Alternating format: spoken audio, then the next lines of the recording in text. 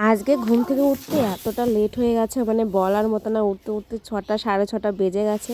কারণ আমার হাজব্যান্ড আজকে ভোরবেলা যেহেতু এক্সাম ছিল, তার জন্য দেখো ভোরবেলা বেরিয়ে গেছে। আর আমি 3টের সময় উঠে রুটি রুটি বানিয়ে দিয়েছি।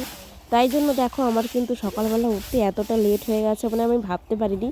তারপরে রুটি রুটি বানিয়ে আমার হাজব্যান্ড যখন চলে গেছিলো, তখন আমি গিয়ে আবার শুয়ে পড়েছিলাম 4টে সাড়ে 4টের দিকে। তারপরে আমি কখন ঘুম ভেঙেছে মানে কি বলবো, 6:30 7টা বেজে গেছে ঘুম থেকে উঠতে উঠতে আজকে। মানে এতটা বেলা হয়ে গেছে, মানে আমি বুঝতেই পারিনি, কারণ এত বেলা পর্যন্ত আমি কিন্তু কোনোদিনও উঠি না। আর আমার বাসি কাজ সারতে এত মানে দেরি হয়ে গেছে, মানে বলার মতো না। কি বলবো। আর বন্ধুরা দেখো আমার কিন্তু বাসি কাজ পুরো একদম কমপ্লিট করে নিচ্ছি।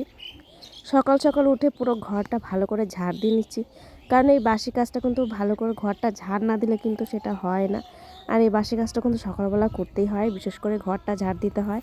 তারপরে দেখো আমি কিন্তু উঠানে চলে আসলাম উঠান ঝাড় দেওয়ার জন্য। আর এখানে দেখো আমার শাশুড়ি মা বড়ই রোদ দিয়েছিল। আর যেহেতু আমি উঠানটা ঝাড় দেবো, তাই জন্য তো এর মধ্যে ঝাড় দেওয়া যায় না।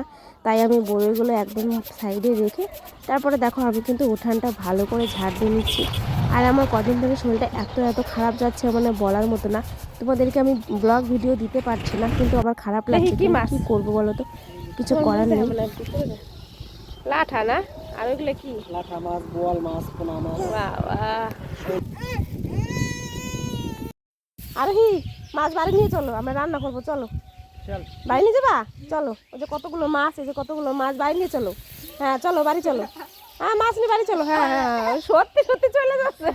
এখন আমার পাশের বাড়ি একজন মাছ নিয়ে এসছে, কারণ জালে মাছ পড়েছে, তো ভালোই মাছ পড়েছে। সকালবেলা এক তো হয়ে যাবে।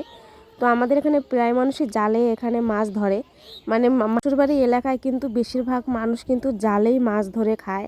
মানে বাজারে যেহেতু মাছটা খুব কম লোকেই খায়, কিন্তু বিশেষ করে বেশিরভাগ জাল পাতে সেখানে কিন্তু অনেক ধরনের মাছ পড়ে। রুই, কাতলা, তারপরে পোনা, মাগুর, জিয়েল, মানে যত মাছ আছে সব ধরনের মাছ কিন্তু এই জালে পড়ে। তাই জন্য বড় থেকে ছোট, গুঁড়ো থেকে একদম চুনোপুঁটি সব মাছই পড়ে। তাই এখানে কিন্তু বেশিরভাগ লোকেই মাছটা কম কিনে খায়। তো আমরাও বাজারের মাছগুলো কমই কিনে খাই, বিশেষ করে জালে যেগুলো মাছ পড়ে সেগুলোই খাই। তো আমার এই ব্লগটা কেমন লাগলো সবাই একটু কমেন্টে জানিও তো। ভালো